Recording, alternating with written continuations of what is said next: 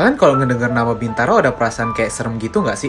Ada satu tragedi yang sangat menyeramkan di Bintaro yang namanya itu adalah tragedi Bintaro 1. Tragedi ini adalah musibah terburuk yang pernah dicatat oleh kereta api Indonesia yang terjadi pada tahun 1987. Peristiwa ini adalah kecelakaan antara dua kereta yang menyebabkan 139 orang meninggal dan 254-nya luka berat. Saat kejadian ini, ratusan orang itu terhimpit dan remuk di dalam gerbong kereta. Menurut saksi di lokasi itu, terdengar banyak suara tangisan dan minta tolong di dalam gerbong kereta, namun mereka tidak bisa berbuat apa-apa. Darah segar mengalir dari gerbong-gerbong itu dan beberapa jam kemudian gerbong-gerbong itu baru bisa dievakuasi. Sampai sekarang masih banyak cerita horor tentang tragedi ini dan banyak yang mendengar suara tangisan di rel kereta itu. Bahkan ada penampakan sisa tubuh korban dan hantu kepala buntung di sekitar rel ini. Sangat menyeramkan ya. Kemarin banyak yang nanya tentang kronologi kejadian tragedi Bintaro 1 ya. Nah sekarang gue bakal coba jelasin nih kejadiannya. Tragedi ini terjadi pada tanggal 19 Oktober 1987, tepatnya jam 6.45 pagi. Kecelakaan kereta terjadi antara KA 220 dan KA 225. Menurut penyelidikan, kejadian ini terjadi karena kelalaian dari salah satu petugas stasiun Sudirman yang memberi signal aman kepada kereta KA 220. Dan salah satu faktor utama kelalaian ini karena terjadi pertukaran shift malam dan shift pagi.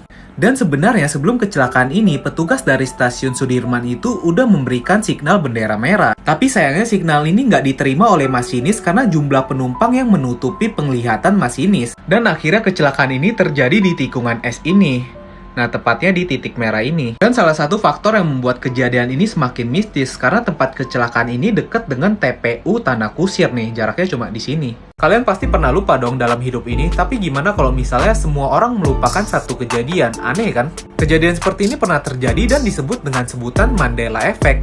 Mungkin kalian tahu kalau Nelson Mandela itu adalah tokoh politik dari Afrika Selatan, tapi kalian tahu gak kapan dia meninggal? Karena menurut sebagian besar penduduk dari Afrika Selatan, Mandela ini sudah meninggal tahun 1980 di penjara. Tapi kenyataannya, Mandela bebas dari penjara tahun 1990 dan baru meninggal tahun 2013. Tapi masa semua warga Afrika Selatan lupa dengan hal ini?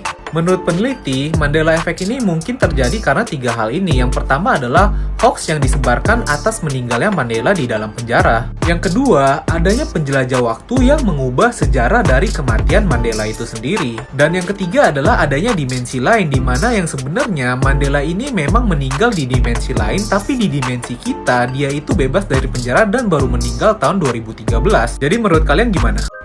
Pernah bayangin nggak kalau kalian ke supermarket dan kalian nemuin jasad orang di dalam supermarket? Pasti kalian kaget dong.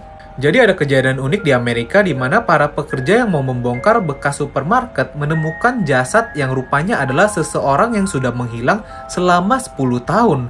Wow. Larry Eli Murillo dikabarkan sudah menghilang selama 10 tahun dan rupanya dia adalah bekas pegawai dari supermarket itu. Menurut orang tua Larry, sebelum Larry ini menghilang, sikapnya tuh aneh dan diduga Larry ini mengidap skizofrenia atau gangguan mental. Dan untuk menenangkan diri, Larry ini sering pergi ke tempat dia bekerja dan bersembunyi di atas lemari pendingin. Diduga kuat ketika Larry ini bersembunyi di atas lemari pendingin, dia itu jatuh ke belakang celah dari lemari pendingin ini. Karena suara kompresor dari lemari pendingin ini cukup kuat, diduga suara minta tolong dari Larry nggak pernah bisa didengarkan oleh siapapun dan dia itu terkurung selama 10 tahun. Ih, serem ya.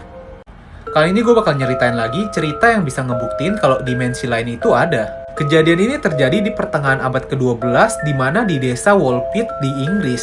Dikabarkan di desa itu ditemukan dua anak di dalam sarang serigala. Secara penampilan memang anak laki-laki dan anak perempuan ini seperti manusia biasa, tapi kalau dilihat fisiknya, kulitnya ini berbeda, mereka memiliki kulit berwarna hijau.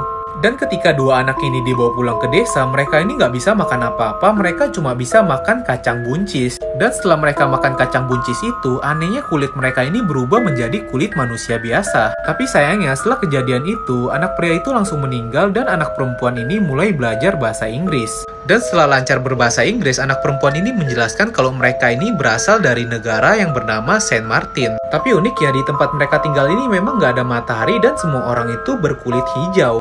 Dia menjelaskan sebelum dia berpindah dimensi, dia mendengarkan suara besar dan tiba-tiba sudah berpindah begitu saja.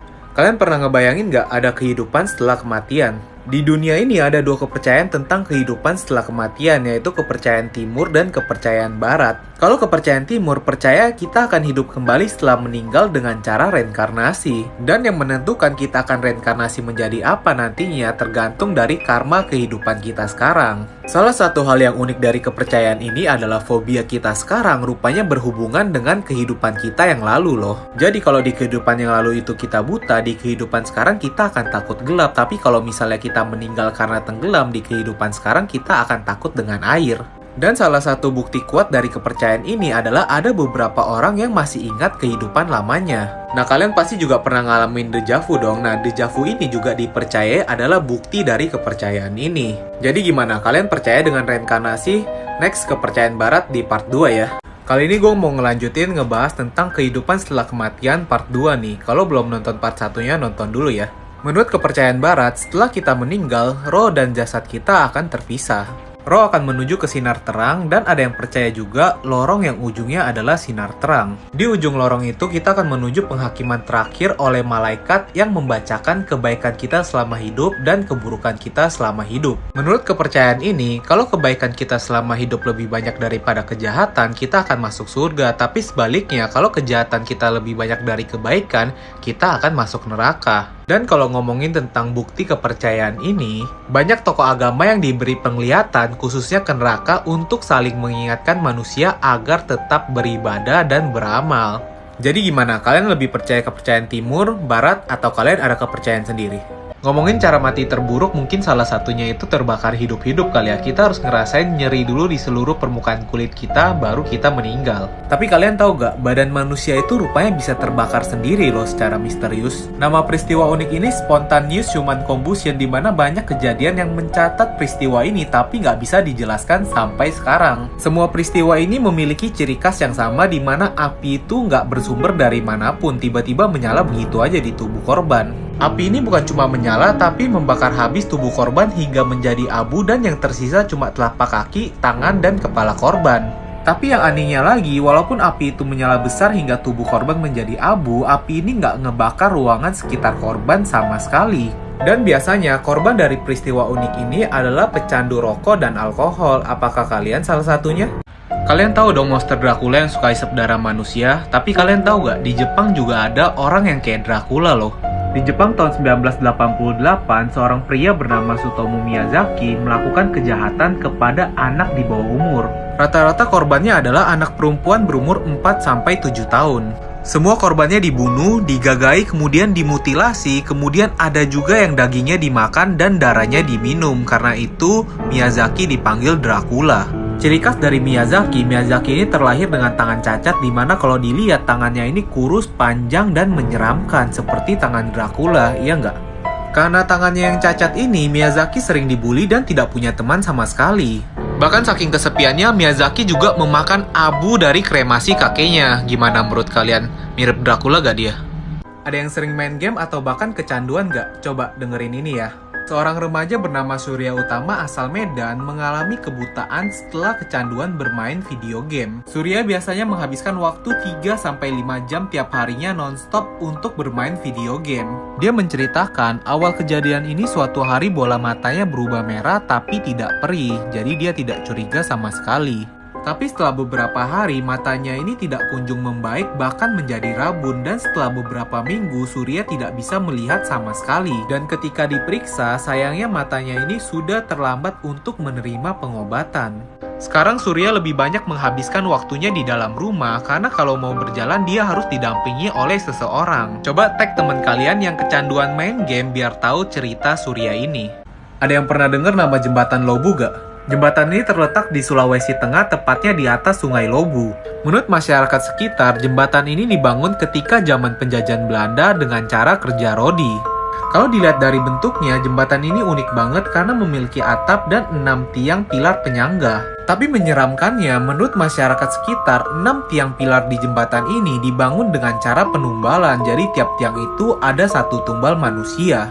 Tumbal-tumbal itu dikubur hidup-hidup di bawah tiang jembatan ini agar jembatan ini bisa berdiri kokoh sampai sekarang. Dan menurut masyarakat di sekitar jembatan ini, kalau kita menyeberangi jembatan ini akan ada penampakan seorang wanita berbaju merah yang sangat menyeramkan. Walaupun sekarang jembatan ini udah menjadi cagar budaya, nggak ada yang berani pergi ke jembatan ini. Ada yang mau wisata gaib ke jembatan Lobu? Kalian ingat kejadian penampakan di Lawang Sewu gak?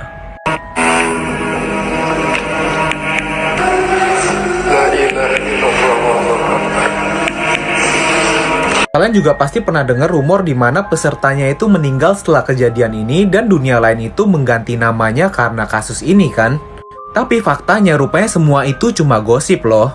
Jadi menurut pembawa acara dunia lain, peserta itu nggak meninggal karena kejadian ini. Kayak apa? Lawang Sewu gitu terus sekarang jadi objek wisata. Jadi objek wisata. Iya.